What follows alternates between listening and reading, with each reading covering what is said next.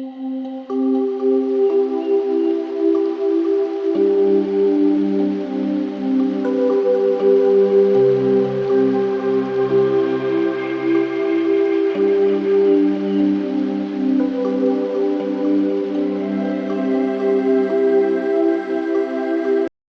warahmatullahi wabarakatuh. Saya Fitri Susanti, saya merupakan CGP Angkatan 11 dan saya dari SMK Negeri 1 Ciamplas. Assalamualaikum warahmatullahi wabarakatuh. Waalaikumsalam warahmatullahi wabarakatuh. Ya Bapak, terima kasih Bapak sudah meluangkan waktu untuk saya mencari ilmu dari Bapak terkait kebijakan dalam pengambilan keputusan. Sama-sama Bu, kita sharing saja, berbagi nanti ya Bu ya. Ya baik, mungkin di sini Bapak saya akan mengajukan beberapa pertanyaan Bapak terkait pengambilan keputusan. Barangkali saya bisa berbagi juga nih ya. Ya. Baik, silahkan Ibu. Baik, yang pertama Bapak, bagaimana Bapak sebagai pimpinan dapat mengidentifikasi kasus-kasus yang merupakan dilema etika atau bujukan moral di sekolah kita? Baik, terima kasih Bu Fitri sudah datang dan barangkali bisa sharing dengan pertanyaan tadi ya. Mengidentifikasi permasalahan yang terjadi. Ya benar sekali Bu. Kita perlu mengidentifikasi terlebih dahulu permasalahan-permasalahan yang terjadi. Jangan sampai kita salah mengambil keputusan. Apalagi keputusan ini dua-duanya merupakan kebijakan moral Ibu ya.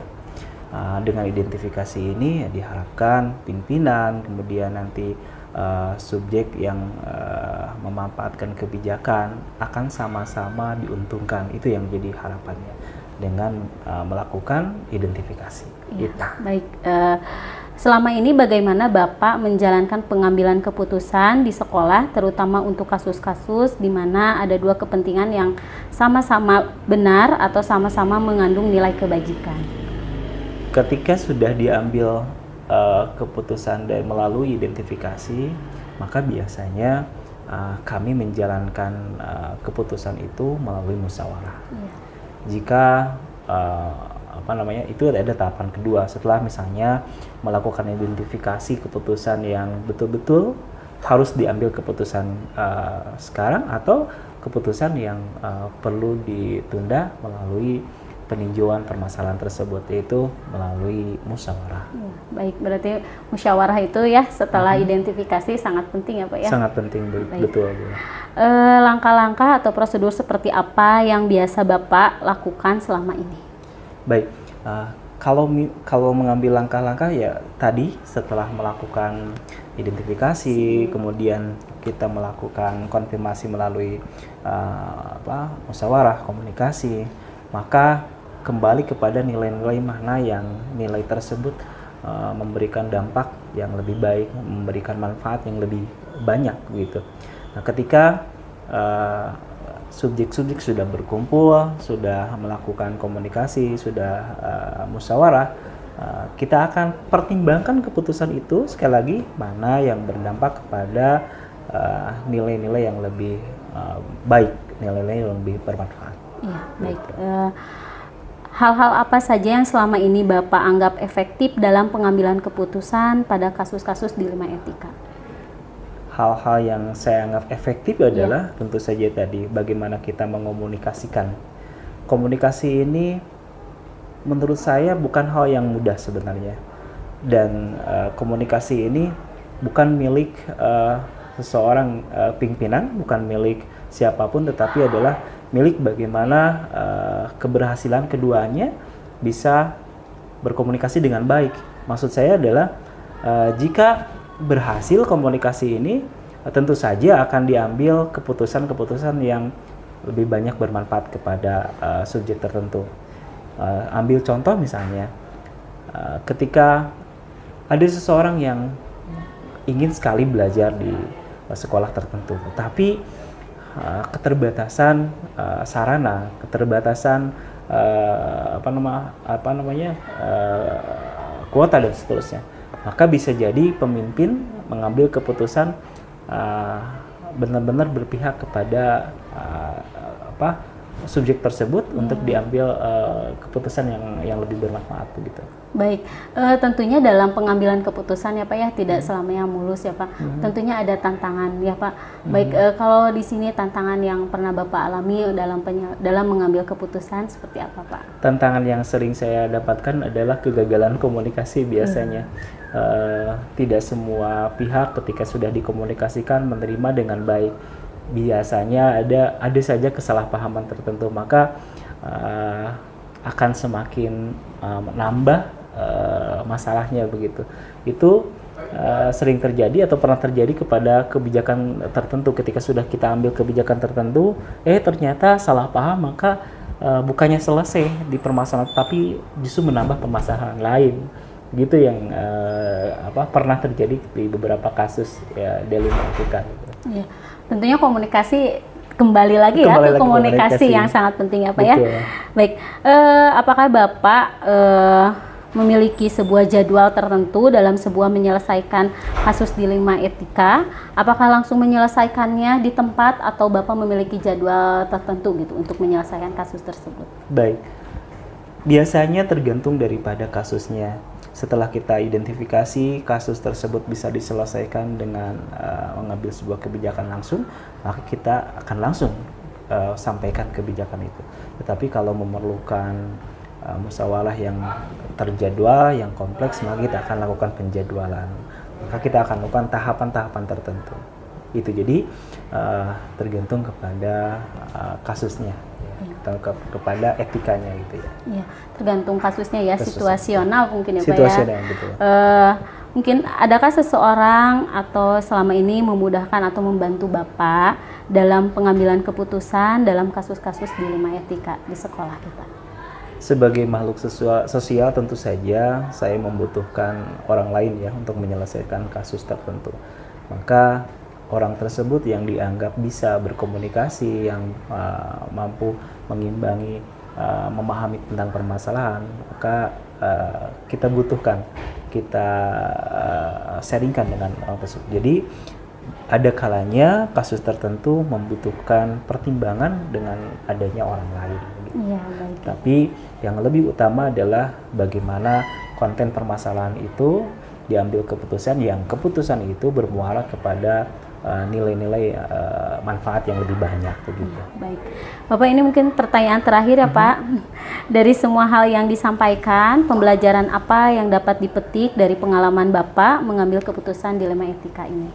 Baik, terima kasih. Tentu saja hikmah yang paling banyak adalah sebagai seorang pemimpin, kita tidak boleh mengambil keputusan yang tergesa-gesa, yang hanya akan mengambil keputusan yang gegabah, dan tentu saja kalau sudah seperti ini pasti ada yang dirugikan gitu ya. Kalau sudah seperti itu, maka sebaiknya seorang pimpinan mengambil keputusan dengan melakukan identifikasi terlebih dahulu. Yang kedua adalah pentingnya komunikasi yang baik, komunikasi yang sukses akan menghasilkan keputusan yang baik pula, akan menghasilkan keputusan yang bermanfaat.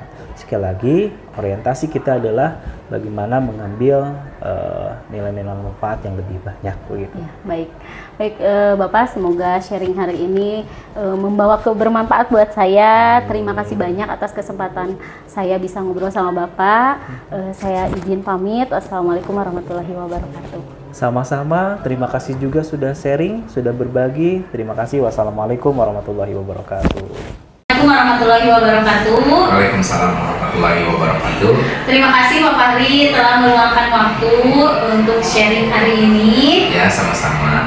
Mungkin di sini ada beberapa pertanyaan nanti yang saya akan tanyakan ke Pak Fahri. Oke, baik. Ya, Pak Fahri, selama ini bagaimana Bapak dapat mengidentifikasi kasus-kasus yang merupakan dilema etika atau bujukan moral pada sekolah Bapak? Ya, sebetulnya kan kalau kita mengidentifikasi sebuah masalah ya, tadi dilema etika dan juga bujukan moral ya. Kalau dilema etika kan itu sebetulnya sama-sama benar, cuman yang mana sih yang madaratnya lebih banyak atau yang maslahatnya lebih besar, itu tinggal kita di situasi itu kita tentukan. Nah, kalau kalau rujukan moral itu kan antara benar dan salah, cuma tolak ukurnya sudah jelas gitu. Tinggal bagaimana kita memutuskan perkara tersebut. Baik, lalu selama ini bagaimana Bapak sebagai pimpinan ini menjalankan pengambilan keputusan di sekolah Bapak, terutama untuk kasus-kasus di mana ada dua kepentingan yang sama-sama benar atau sama-sama mengandung nilai kebajikan? Oke, yang pertama saya lihat dulu nih kasusnya, kira-kira ini urgensinya apakah memang dampaknya akan besar atau tidak. Kalau masih minor ya saya lihat dulu. Nah, kalau ini terjadinya berulang kali, saya tegur atau saya sampaikan, oh sebaiknya mah begini. Nah, mudah-mudahan itu setelah ada teguran itu ya ada perubahan lah gitu. Tapi kalau memang belum, ya kita sharing nih apa yang jadi kendala sehingga itu terjadi lagi, itu berulang-ulang kali. Baik, lalu langkah-langkah atau prosedur seperti apa yang biasa Bapak lakukan selama ini? Oke, jadi ketika menghadapi situasi seperti itu, saya lihat dulu kondisinya. Kalau memang itu tadi terjadinya berulang kali, terus dampaknya memang besar terhadap kemajuan ataupun kredibilitas lembaga, penilaian dari orang lain, ya, terutama misalnya orang tua siswa ataupun dari guru yang lain ataupun siapapun itu, nah terus saya tindak. Tapi kita lihat juga nih, apakah memang ini mah sebenarnya masih kita malu nih, dan ini sebenarnya hal-hal yang minor lah, maksudnya tidak urgensi, ya saya amati dulu lah sampai memang itu apakah kira-kira harus dikoreksi, harus dibenarkan atau tidak gitu. Hal apa saja yang selama ini Bapak anggap efektif dalam pengambilan keputusan dalam kasus-kasus dilema etika ini? Oke. Langkah-langkahnya yang pertama sebetulnya ya dari pemikiran kita juga, dari feeling kita juga, oh ini teh sesuatu seret atau tidak, itu yang pertama. Tapi yang kedua, saya juga berkonsultasi dengan rekan-rekan yang lain ataupun sumber-sumber orang-orang yang memang bergerak di bidang yang sama dengan saya. Misalnya ada sebuah kejadian seperti ini, apakah kira-kira ini urgensinya besar atau tidak? Kalau memang pendapat dari orang lain pun sama, ternyata oh ini mah sangat urgent, ini harus diperbaiki. Nah, saya pun mengambil sikap. Kalau kira-kira oh lihat aja perkembangannya, kalau kira-kira ini mah masih minor lah, tidak terlalu harus dibagaimanakan, ya sudah saya dulu, saya lihat dulu sampai beberapa waktu tertentu gitu. Jadi dilihat dari kasusnya juga. Betul, ya?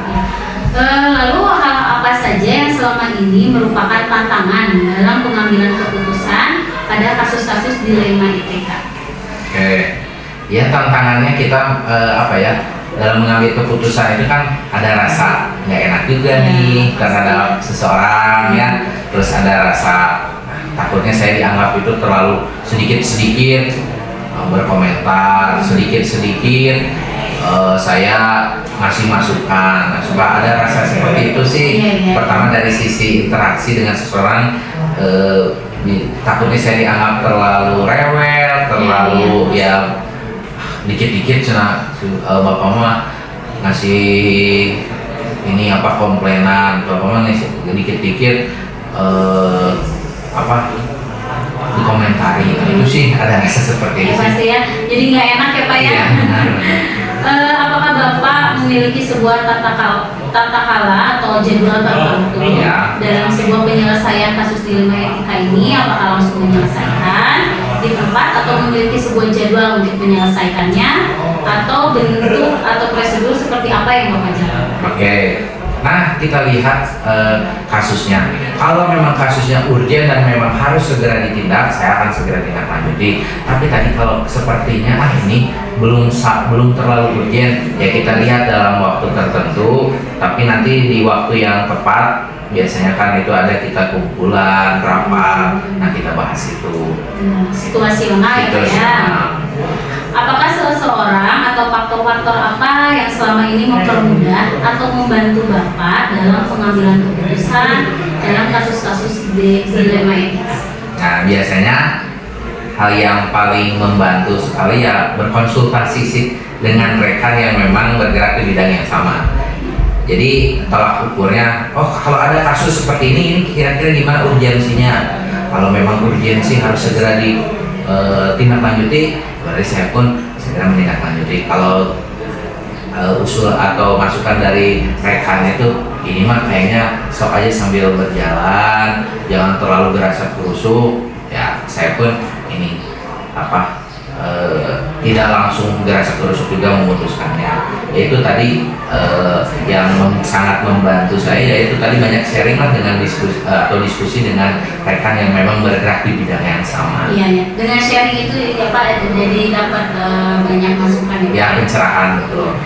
Dari semua hal yang telah disampaikan, pembelajaran apa yang dapat dipetik dari pengalaman Bapak mengambil keputusan di lemah etika ini? Oke, itu ya. Pelajaran yang penting bisa kita ambil adalah yang pertama, ya ketika kita di posisi seorang pemimpin, mau tidak mau, suka tidak suka, kita harus mengambil keputusan. Kadang-kadang memang tidak enak untuk diungkapkan, ya kita harus lakukan itu. Kalau tidak, bisa nantinya menjadi gunung es yang mau tidak mau, suka tidak suka, akhirnya membawa nama baik lembaga. Jadi kalau ada masalah, menurut saya kita tidak boleh dibiarkan begitu saja, harus diputuskan. Ya itulah kita selaku pemimpin tugasnya seperti itu. Baik, ya. Baik Pak Fahri, mungkin itu pertanyaan dari saya. Terima kasih banyak Pak Fahri sudah meluangkan waktu. Wassalamualaikum warahmatullahi wabarakatuh. Waalaikumsalam warahmatullahi wabarakatuh. Sama-sama.